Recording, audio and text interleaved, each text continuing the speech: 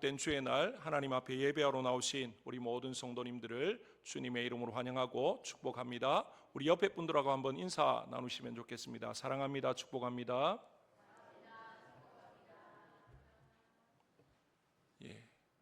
2024년도를 시작한 게 정말 엊그제 같은데 벌써 11개월이 지나고요. 오늘 12월 1일 또 12월 첫째 주일을 또 이렇게 모여서 하나님께 예배하게 되었는데 이 한 해에 남은 이 한 달 또 하나님의 은혜 가운데 또 후회함이 없는, 아쉬움이 남지 않는 그런 한 해로 또 잘 마무리하실 수 있기를 주님의 이름으로 축복합니다. 우리에게 주어진 한 해 한 해 또 하루하루는 당연함이 아니라, 그냥 주어지는 것이 아니라 하나님이 우리에게 주시는 특별한 은혜고 기회다라는 사실을 기억했으면 좋겠습니다. 그래서 그 하루하루 한 해 한 해 정말 하나님께 마음껏 찬송하고 마음껏 영광 돌리고 또 하나님의 기뻐하시는 바대로 살아가는 우리 교회와 우리 모든 성도님들 되시기를 주님의 이름으로 축복합니다. 오늘 에베소서 2장 1절에서 10절의 말씀을 통해서 우리의 어제와 오늘이라는 제목으로 함께 말씀을 나누고자 합니다. 우리가 신앙생활을 함에 있어서 가장 큰 숙제가 있다라고 한다면요, 아마도 우리가 신앙생활을 하는 동안 하나님의 능력을 체험하며 살아가는 것, 그게 가장 큰 숙제가 아닌가라는 생각이 듭니다.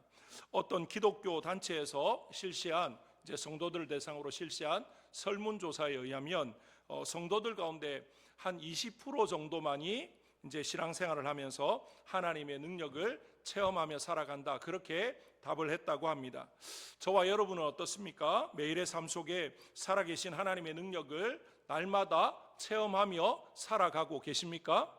아침마다 눈을 뜨면 감사가 터져 나오고 또 하나님을 향해 기도를 하면 우리의 마음 문이, 우리의 영이 열려지고 또 전인격적으로 하나님을 향한 감사의 마음으로 또 진실된 찬양을 하나님 앞에 매일의 삶을 통해서 올려드리고 있는 그런 삶이 되어지고 있는가라는 것이죠. 사도 바울은 이미 에베소서 1장에서 우리에게 우리 하나님께 찬양하라, 그렇게 권면한 바 있습니다. 우리가 하나님을 찬양해야 되는 마땅한 이유가 뭐냐? 하나님께서 우리를 창세전에 자녀 삼기로 선택하셨기 때문에 그 하나님을 찬양해야 된다라고 말합니다. 또 성자 예수님을 통해서 우리에게 정말 이 죄사함의 그 대속의 죽음을 통해서 우리의 모든 죄의 문제를 해결해 주시고 또 우리를 구속해 주셨기 때문에 하나님을 찬송해야 된다라고 그렇게 말을 합니다.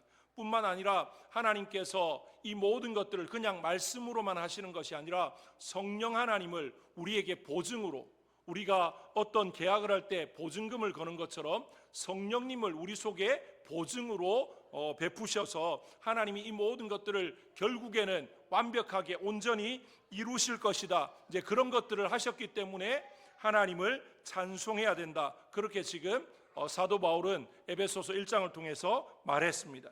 그래서 사도 바울은 이 모든 하나님의 복을 받고 우리가 하나님을 어찌 찬양하지 않을 수 있겠는가, 그렇게 말을 하는 거죠. 그러면서 우리에게 이렇게 기도하라, 그렇게 권면합니다.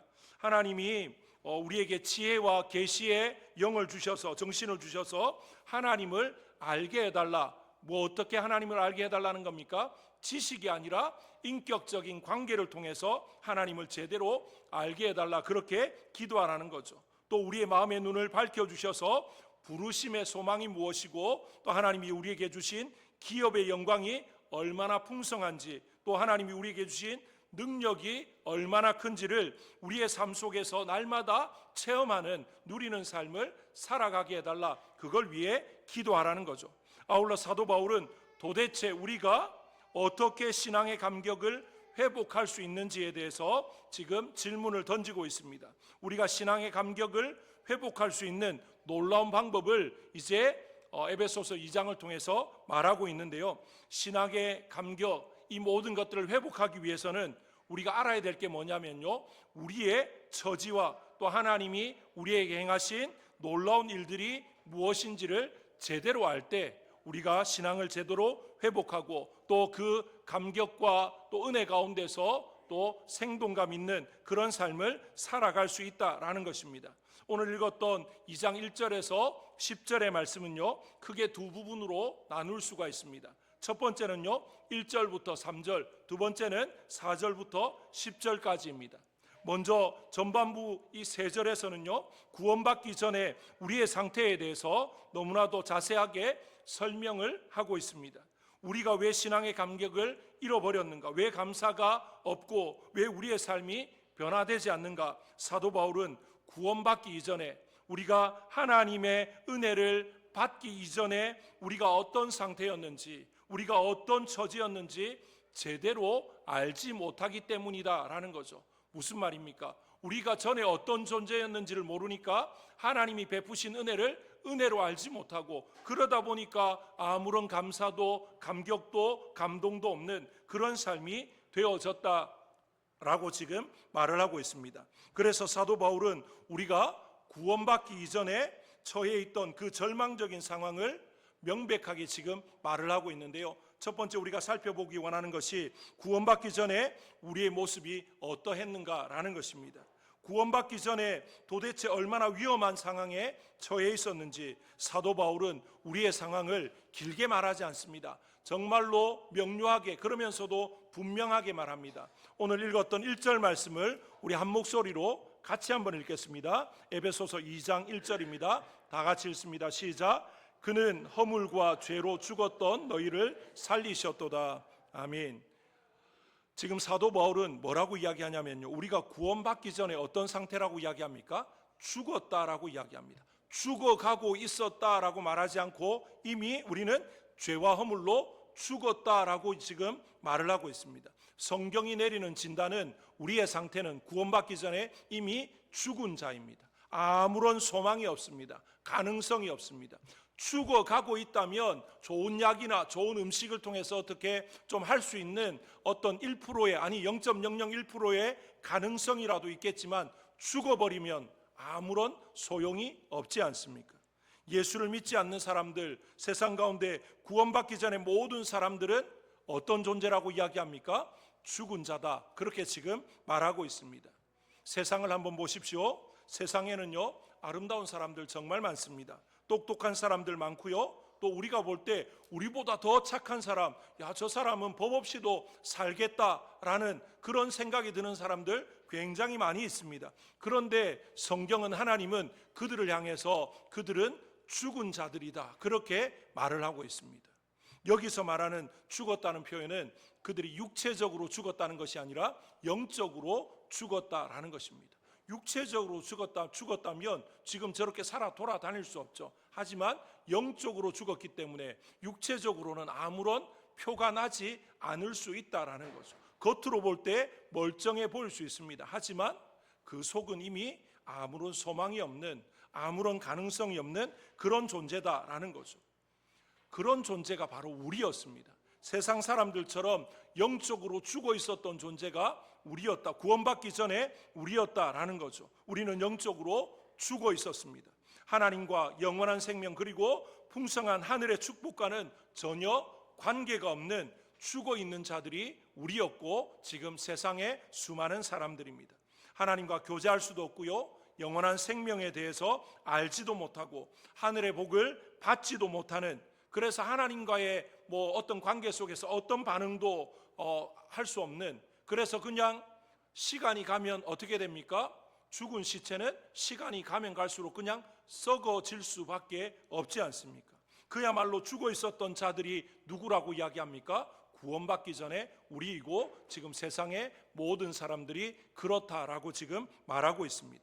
하나님은 사도 바울을 통해서 영적으로 죽어 있는 자들이 뚜렷한 어떤 특징이 있는데, 그 특징에 대해서 2절에서부터 말하고 있습니다. 2절 3절 말씀을 우리 한번 같이 읽어보겠습니다. 에베소서 2장 2절 3절입니다. 천천히 같이 읽습니다. 시작.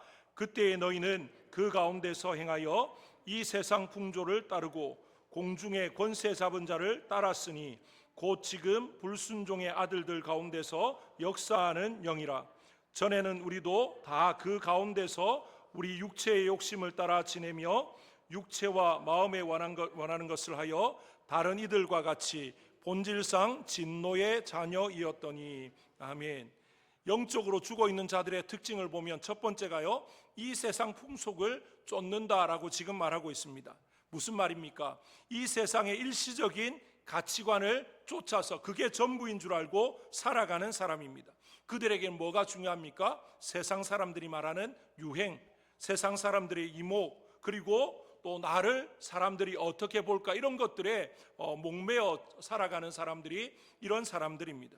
이 세상의 기준, 요즘 우리가 살아가는 이 시대 많은 화려함이 있고 엄청나게 많은 것들을 말하지만 그걸 압축하고 한마디로 요약하면 세상 사람들의 관심사는 돈과 명예다, 그렇게 말할 수가 있지 않겠습니까?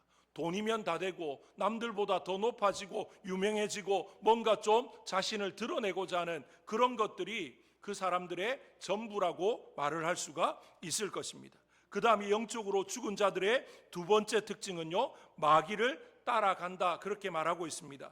2절에 이렇게 표현합니다. 공중의 권세 잡은 자를 따랐으니 곧 지금 불순종의 아들들 가운데서 역사하는 영이라, 그렇게 말합니다. 한마디로 마귀를 따라 사는 그런 삶이라고 말하는 거죠. 예수 믿지 않는 사람들의 모든 삶 가운데 그 아름다운 삶, 화려해 보이는 삶, 그럴듯해 보이는 그런 삶의 배후에 뭐가 있다는 겁니까? 마귀의 역사가 있다라고 지금 말합니다. 그래서 우리 예수님이 이 땅에 오셔서 병자들을 고치실 때 모든 순간 그렇게 하진 않으셨지만 종종 하셨던 말씀이 뭐냐면요, 더러운 귀신아 그에게서 나오라. 우리가 아픈 것이 모든 것이 마귀 때문이다, 그렇게 말할 수는 없는데 많은 경우에 우리를 지배하는 사탄의 어떤 지배 때문에 우리의 삶에 문제가 생기고 또 병이 있고 그런 것들도 있다라는 것을 우리 주님이 보여주신 거죠. 우리가 영의 눈을 뜨고 보면요, 이 세상은 치열한 영적 전쟁의 현장이다, 그렇게 말할 수가 있을 것입니다. 그런 영적 전쟁의 현장에 중립은 없습니다. 여기도 저기도 아닌 중간 위치는 없다라는 거죠. 두 개밖에 없습니다. 마귀에게 속하든지 하나님께 속하든지 둘 중에 하나에 속할 수밖에 없다라는 것입니다. 그런데 구원받지 못한 자, 하나님과 무관한 자는 마귀에게 속한 자입니다. 그런데 구원을 받고 또 새 생명을 얻은 자는 하나님께 속한 자로 살아간다라는 거죠. 세상에 보면요, 윤리 도덕적으로 존경받는 수많은 사람들이 있습니다. 하지만 그 이면에는 마귀가 그를 지배하고 조종하고 있다라는 것을 성경이 우리에게 가르쳐 주고 있지 않습니까? 이것이 바로 영적으로 죽어 있는 자들의 특징입니다. 겉으로는 표가 나지 않는다라는 거죠. 그 다음에 영적으로 죽은 자들의 세 번째 특징에 대해서 3절에 말합니다. 전에는 우리도 다 그 가운데서 우리 육체의 욕심을 따라 지내며 육체와 마음에 원하는 것을 하여 다른 이들과 같이 본질상 진노의 자녀였다, 그렇게 말합니다. 혼동하지 않았으면 좋겠습니다. 신앙에서 아주 또 열심히 있고 또 오랜 신앙의 삶을 또 그래서 영적인 깊이가 있는 그런 분들 가운데 가끔씩 오해하는 분들이 있습니다. 육체 자체가 악하다, 그렇게 말을 하는 경우들이 있습니다. 중세 시대에 그랬습니다. 그래서 금욕주의에 빠져서 이제 세상과는 완전히 단절해야 되는 것처럼, 그래서 중세 시대에 가장 활발하게 이루어졌던 운동이 뭐냐면요, 수도원 운동이었습니다. 세상과 등지고 우리는 저 사막으로 산속으로, 그래서 세상과 단절되어진 삶을 살아가야 된다. 그게 하나님이 원하시는 거다. 그게 우리가 제대로 된 믿음의 삶을 사는 것이다. 그렇게 해서 수도원 운동이 일어났는데요. 그런데 기독교 역사에서 그 수도원 운동이 있었던 그 중세 시대를 기독교의 암흑기다라고 그렇게 말을 합니다. 하나님이 원하시는 건요, 우리가 세상과 등지고 산으로 사막으로 완전히 무인도로 들어가서 그냥 세상과 동떨어져 사는 게 아니라 성경은 우리에게 뭐라고 이야기합니까? 너희는 세상의 빛이다, 너희는 세상의 소금이다, 그렇게 말하지 않습니까? 세상 가운데서 하나님의 영광을 드러내고 빛되고 소금된 삶을 살아가야 된다라는 거죠. 그러면 이 육신이 무엇이 잘못입니까? 육체의 어떤 욕구가, 올바른 욕구가 문제가 아니고요, 잘못된 탐심이 문제다라는 것을 말하고 있습니다. 사도 바울은 이 육체의 욕심에 대해서 갈라디아서에서 이렇게 말합니다. 내가 이르노니 너희는 성령을 따라 행하라. 그리하면 육체의 욕심을 이루지 아니하리라. 육체의 소욕은 성령을 거스르고 성령은 육체를 거스르나니 이 둘이 서로 대적함으로 너희가 원하는 것을 하지 못하게 하려 함이니라. 너희가 만일 성령의 인도하시는 바가 되면 율법 아래에 있지 아니하리라. 육체의 일은 분명하니 곧 음행과 더러운 것과 호색과 우상 숭배와 주술과 원수 맺는 것과 분쟁과 시기와 분냄과 당 짓는 것과 분열함과 이단과 투기와 술 취함과 방탕함과 또 그와 같은 것들이라. 전에 너희에게 경계한 것 같이 경계하노니 이런 일을 하는 자들은 하나님의 나라를 유업으로 받지 못할 것이요. 지금 육체의 욕심을 따라 사는 삶의 특징이 뭐냐면요, 첫 번째는 자신의 정욕을 쫓아 행한다는 겁니다. 두 번째는 하나님이 아닌 다른 것을 그 자리에 두고 살아간다는 거죠. 세 번째 특징은 이 관계적인 면에서 나타나는데, 만약에 예수 믿는 우리지만 우리가 가는 곳마다 관계가 깨어지고 그 모든 것들이 파괴되어지고 평안하던 것이 막 갈등이 생기고 그런다면 아직도 우리는 육체에 속한 자, 세상에 속한 자다, 그렇게 말을 할 수가 있을 것입니다. 그리고 조금 전에 읽었던 갈라디아서 말씀에 보면 개인적인 삶에 대해서도 언급합니다. 투기와 술 취함과 방탕함과 또 그와 같은 것들이다. 이 모든 것이 육체를 따라 사는 삶이다 라고 이야기합니다. 다르게 표현하면 영적으로 죽어있는 자들의 삶의 특징이 이러하다라는 것입니다. 그래서 우리는 본질상 어떤 존재였습니까? 진노의 자녀였다라고 말합니다. 자연적으로 하나님의 진노 아래 놓이는 그런 존재가 바로 우리였다라고 이야기합니다. 우리는 영적으로 죽어 있었기 때문에 이 세상에 태어나는 그 순간 우리의 영이 죽어서 태어났기 때문에 산송장 같은 그런 삶을 살아갈 수밖에 없고 당연히 하나님의 진노의 대상일 수밖에 없다. 오늘 말씀이 우리에게 그렇게 말을 하고 있습니다. 한번 생각해 보시면 좋겠는데요, 자연재해, 우리가 1년에 한두 번 정도는 이 자연재해를 겪지 않습니까? 그리고 지나온 세월 가운데 우리의 기억 속에서 떠나지 않는 정말 심각한, 정말 엄청난 자연재해 때문에 지금도 그때만 생각하면 아픔이 있고 막 가슴이 쓰라린 그런 것들이 아마 있으실 겁니다. 지난 세월 그런 자연재해를 생각하면 지금 아무렇지도 않은데도 그때의 상황들이 떠올라서 굉장히 힘들고 또 두렵고 그런 것들이 얼마나 있습니까? 이 자연의 분노 앞에서도 우리는 어쩔 수 없는 존재인데, 그런데 오늘 하나님께서 사도 바울을 통해서 뭐라고 이야기하냐면요, 우리는 구원받기 전에 하나님의 진노를 받을 수밖에 없는, 자연재해도 우리는 감당할 수 없는 존재인데 하나님이 이 천지 만물을 지으신 하나님이 마음먹고 진노하셔서 우리를 치시려고 하면 그 진노의 대상 아래 원래 우리가 있었는데, 그렇다고 하면 이건 얼마나 더 또 두렵고 떨리는 일입니까? 이거는 자연재해와는 비교가 되지 않는 엄청난 일이지 않습니까? 우리가 원래 그런 존재였다. 하나님의 진노를 받아서 아무런 누구도 건져낼 수 없는 그런 상황에 처해 있던 자가 우리다, 그렇게 지금 말을 하고 있습니다.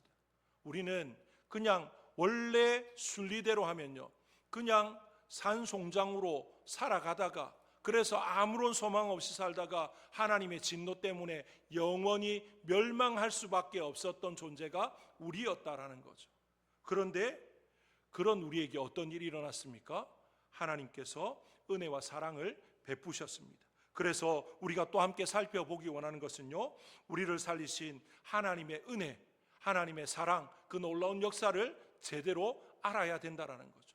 옛날에 우리의 모습, 구원받기 전의 모습만 알면 우리는 절망 그 자체입니다. 아무런 소망이 없습니다. 그런데 그랬던 우리를 하나님이 어떻게 하십니까? 포기하지 않으시고 사랑하셔서 우리를 그 죄와 허물로 죽었던 곳에서 건져내시고 새 생명을 주시고 우리로 어떻게 하십니까? 하나님의 자녀가 되게 하시고 영원한 멸망에서 영원한 생명으로 옮겨주셨다, 그렇게 지금 말을 하고 있습니다. 오늘 읽었던 본문 4절 5절 말씀을 우리 한번 같이 읽겠습니다. 4절 5절입니다. 다 같이 읽습니다. 시작. 긍휼이 풍성하신 하나님이 우리를 사랑하신 그 큰 사랑을 인하여 허물로 죽은 우리를 그리스도와 함께 살리셨고 너희는 은혜로 구원을 받은 것이라. 아멘.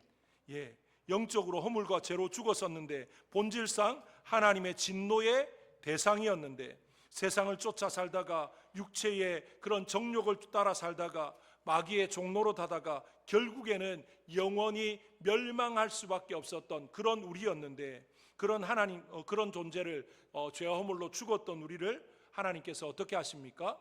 은혜를 베푸셨습니다. 은혜가 무엇입니까? 받을 자격이 없는 자에게 주어진 그 선물이 은혜인 것입니다. 우리는 자격이 되어서 받은 게 아닌 거죠. 그래서 오늘 9절 10절에 뭐라고 이야기합니까? 이 구원의 은혜는요, 행위에서 난 것이 아니기 때문에 누구든지 자랑할 수 없다라고 이야기합니다.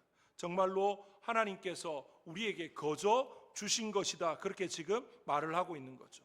하나님이 죽어 있었던 우리에게 어떤 은혜를 베푸셨는지 오늘 4절에서 6절 사이에 사도 바울은 세 가지를 설명하고 있습니다. 먼저 5절에서 허물로 죽은 우리를 그리스도와 함께 살리셨다, 그리스도와 함께 살리셨다라고 이야기하고요. 또 6절에서는 또 함께 일으키사 그리스도 예수 안에서 함께 하늘에 앉히셨다라고 지금 이야기합니다. 살리신 것과 일으키신 것은 어떻게 보면 비슷한 말로 보여질 수 있습니다. 예수님이 죽음에서 부활하셨을 때 일어났다라고 지금 성경은 표현하는데요, 예수님이 죽었다가 살아나셨을 때 겉으로 보기에는 똑같은 예수님이죠. 하지만 실제적으로 본질적으로는 완전히 다른 분이 되어진 겁니다. 무덤에 들어가시기 전에, 죽기 전에 예수님의 육체는요, 그냥 우리와 똑같은 육신이었습니다. 질병에 약했고 썩어지고 늙고 죽을 수밖에 없는 그런 육체입니다. 하지만 예수님께서 다시 입으신 부활의 몸은 완전히 다른 몸입니다. 영원히 죽지 않고 영원히 병들지 않고 영원히 늙지 않는 완벽한 그런 몸으로 우리 예수님이 다시 일어나셨다라는 것이죠. 그런데 하나님은 예수님이 죽음에서 다시 일어나실 때 우리도 함께 일으키셨다라고 지금 말하고 있습니다. 우리도 겉보기에는 예수 믿기 전이나 예수 믿고 난 뒤나 달라진 게 없습니다. 예수 믿기 전에 우리의 모습과 예수 믿고 난 뒤에 우리의 모습, 때로는 얼굴이 좀 더 밝아졌다, 환해졌다 이렇게 말을 하지만 생김새가 달라진 것, 우리의 육신의 어떤 이런 모든 것들이 달라진 것은 전혀 없지 않습니까? 하지만 예수 그리스도를 믿는 그 순간 우리에게 놀라운 일이 일어났다라는 거죠. 예수님께 일어났던 그 부활의 놀라운 역사가 우리에게 똑같이 일어났고 우리도 부활의 능력을 가진 자로 하나님이 일으키셨다, 그렇게 지금 말을 하고 있습니다. 하나님께서 하신 일을 보면 이뿐만이 아닙니다. 예수 그리스도를 하나님 보좌 우편에 앉히셨다라고 말하는데, 이 말은 예수님께서 모든 원수들을 발 아래 굴복시키는 그런 권세를 가지셨다라는 의미입니다. 우리도 잠시 환난을 겪기 때문에 이 땅을 살아가는 동안 어려움을 당할 수 있습니다. 하지만 하나님께서 우리에게 예수님께 허락하셨던 이 권세를 주셨기 때문에 결국에는 이 모든 것들을 넉넉히 이기고 승리하게 될 것입니다. 이것이 우리에게 생긴 변화입니다. 이전에 우리는요, 마귀가 끌면 거기에 끌려 다닐 수밖에 없었습니다. 마귀가 하자는 대로 할 수밖에 없었고 마귀에게 대적할 수 있는 그런 능력도 힘도 아무것도 없었던 존재입니다. 그런데 예수 그리스도를 통해서 구원받고 난 이후에 우리는 이제 마귀와 싸워서 이길 수 있는 존재가 되었다라는 거죠. 죽었던 우리를 살리셨습니다. 그리고 하늘에 앉히셨습니다. 우리를 일으키실 뿐만 아니라 정말로 하나님 보좌 우편에 앉히신 그 예수님처럼 우리에게 놀라운 역사가 또 권세가 주어졌다라는 것이죠. 우리를 일으키실 뿐만 아니라 하늘에 앉히신 이유가 무엇인가 오늘 7절에 말하고 있습니다. 7절에 보면 이는 그리스도 예수 안에서 우리에게 자비하심으로써 그 은혜의 지극히 풍성함을 오는 여러 세대에 나타내려 하심이라.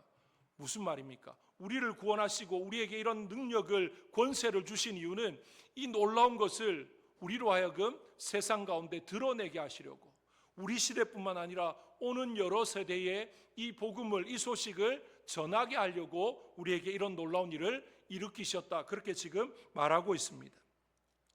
오늘 사도 바울을 통해서 하나님이 우리에게 하시는 말씀을 우리의 마음에 새길 수 있기를 원합니다. 우리는 전에, 주님을 알기 전에, 구원받기 전에, 이 은혜가 뭔지도 알기 전에는요, 허물과 죄로 죽었던 자들, 아무런 소망도 가능성도 기대도 가질 수 없었던 그런 존재였습니다. 본질상 진노의 자녀, 하나님의 진노를 받아서 영원히 멸망할 수밖에 없는 그런 자들이었는데 하나님께서 우리를 포기하지 않으시고 독생자 예수 그리스도를 보내어 주셔서 우리를 구원하심으로 이제는 죄와 허물로 죽은 자가 아니라 새 생명을 얻은 자입니다. 누구든지 그리스도 안에 있으면 새로운 피조물이라 그렇게 말하지 않습니까? 우리는 새 생명을 얻었습니다. 그래서 이제 우리는 하나님을 아바 아버지라 부를 수 있게 되어진 거죠. 하나님의 은혜를 누리게 되어지고 이제는 사탄의 마귀의 종로로 다는 존재가 아니라 이제는 마귀와 싸워서 승리할 수 있는 그 능력이 우리 속에 있다는 겁니다. 우리가 아니고요, 우리 속에 있는 성령 하나님이 우리로 싸워 이기게 하신다라는 것이죠. 그런데 이 모든 것을 우리에게 일으키신 이유는 우리로 하여금 하나님의 놀라운 은혜와 사랑을 세상 가운데, 오고 오는 세대 가운데 우리 자녀 후손들에게 전하게 하려고, 계속 이것을 가르치게 하려고 하셨다라는 것입니다. 오늘 이 자리에 있는 우리 모든 성도님들, 우리의 어제와 오늘이 어떻게 변화되었는지 한 번 더 우리의 마음에 새기고, 우리를 부르심의 목적을 따라서 우리 자녀손들에게, 우리 다음 세대에게, 우리의 이웃들에게 이 복음을 증거하시는 그런 복된 삶이 되시기를 주님의 이름으로 축복합니다. 마지막으로 한 가지 예화만 들고 마치려고 합니다. 어떤 한 여인이 있었습니다. 19명의 아이를 낳았는데요, 불행하게도 그 중에 9명의 아이를 잃었습니다. 한 명도 아니고 9명을 병으로 또 사고로 잃게 되었습니다. 게다가 남은 10명 가운데 또 한 명은 사고로 인해서 평생 누워서 지내야 되는, 그래서 그 아이의 뒷바라지를 하면서 이 여인은 평생을 살아가야만 했습니다. 거기에다가 또 이 여인은 살아가면서 남들은 한 번도 겪지 않는 일이지만 그 집이 2번 화재로 인해서 다 불타버립니다. 그러니까 아이를 19명 중에 9명을 잃어서 그 마음의 상처도 있고, 한 아이는 평생 일어나지 못하니까 그 아이의 곁에서 떠날 수 없는, 그래서 그래도 살아갈 어떤 그런 것들이 있었겠지만 2번의 화재로 있던 재산까지 다 잃어버렸으니까 얼마나 어렵고 힘들고 정말 그런 삶을 살아갔겠습니까? 정말 세상적인 기준으로 보면 불행한 인생이다, 그렇게 말할 수밖에 없을 것입니다. 하지만 이 여인은 부활의 능력을 믿고 그 부활의 능력을 체험하며 살아갔습니다. 하나님의 능력을 늘 의지하면서 기도하는 사람이었습니다. 그래서 이 10명의 자녀를 믿음으로 잘 양육했습니다. 그런데 그 10명의 자녀 중에 우리가 잘 아는 2사람이 있는데요, 저 한 사람이 누구냐면 요한 웨슬레, 감리교의 창시자라고 하는 요한 웨슬레, 그리고 그의 동생이었던 찰스 웨슬레가 있습니다. 정말로 세상의 기준으로 보면 그런 상황 가운데서 이런 위대한 신앙의 인물이 나올 것이다 생각할 수 없을 겁니다. 그런데 그 어머니가 구원의 감격 가운데, 그 부활의 능력을 체험한 가운데 그 상황과 환경과 모든 것들을 뛰어넘어서 자녀들을 믿음으로 기도로 잘 양육했더니 그 자녀 가운데 한 시대를 정말로 믿음으로 주름 잡는 그런 인물들이 하나도 아니고 2이나 태어났다라는 거죠. 그런데 이 여인도 그의 아버지가 목사님이었습니다. 어렵고 힘든 상황 가운데서 믿음으로, 말씀으로, 기도로 양육했더니만 그런 상황, 환경, 이런 모든 것들을 초월해서 세상의 기준으로 보면 얼마든지 좌절하고 낙심하고 포기할 수 있는 그런 상황이지만 그 모든 것 가운데 부활의 하나님을 바라보면서, 부활의 주님을 바라보면서 주님 베푸신 그 은혜와 권세와 능력을 의지하면서 그 모든 상황을 뛰어넘었다라는 것이죠. 우리도 마찬가지입니다. 우리의 환경, 상황 바라보지 마시길 바랍니다. 그걸 그냥 무시하라는 것이 아니고요, 거기에 함몰되지 마시길 바랍니다. 이 모든 것들을 초월하시는, 우리를 붙드시고 인도하시는 하나님을 믿고 의지하고 나아가서 하나님 때문에 기뻐하고 승리하고 감사하고 찬송하시는, 우리는 소망이 없던 자였는데 이제는 소망을 노래하고, 우리는 멸망의 자녀였는데 이제는 영생을 노래하는 그런 하나님의 자녀가 되지 않았습니까? 우리에게 이제 무엇이 문제입니까? 아무것도 문제될 것이 없습니다. 주님만 바라보고 의지하고 주님만 증거하는, 주님만 따라가는 그런 삶으로 살아가시는 우리 모든 성도님들 되시기를 주님의 이름으로 축복합니다. 우리 시간 합시다.